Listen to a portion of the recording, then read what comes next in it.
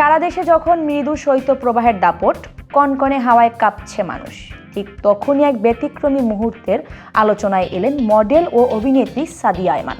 এই হাড় কাঁপানো শীতে পানিতে নেমে জলকেলি করা যে সহজ কাজ নয় তা সবারই জানা, কিন্তু শীতের সেই কঠিন বাস্তবতাকে যেন একেবারেই পাত্তা দিলেন না তিনি, বরং সুইমিং পুল থেকে ধরা দিয়ে জানালেন তার হৃদয় নাকি এই শীতের চেয়েও ঠান্ডা। ছোট পর্দা থেকে বড় পর্দা সবখানেই সমান জনপ্রিয় মুখ সাদিয়া আয়মান।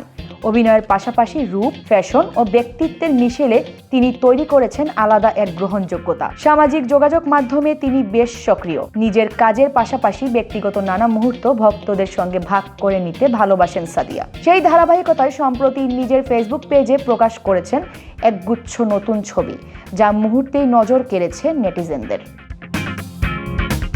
ছবিগুলোতে দেখা যায় একটি সি ভিউ হোটেলের সুইমিং পুলে সময় কাটাচ্ছেন সাদিয়া আয়মান।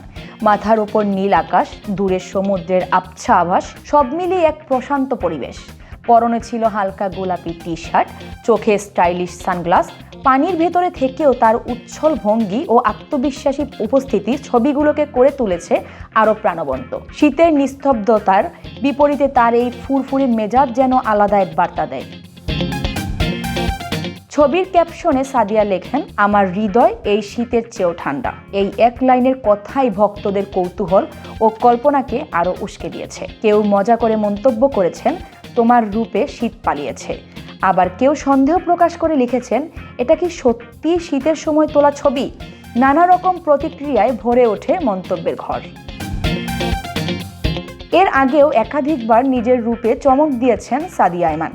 ব্রাইডাল ফটোশুটে লাল বেনারসিতে রাজকীয় সাজে হাজির হয়ে প্রশংসা কুড়িয়েছিলেন তিনি। তবে শুধু রূপেই সীমাবদ্ধ নন এই অভিনেত্রী, অভিনয় গুণে নিজেকে ধীরে ধীরে নিয়ে গেছেন অন্য উচ্চতায়।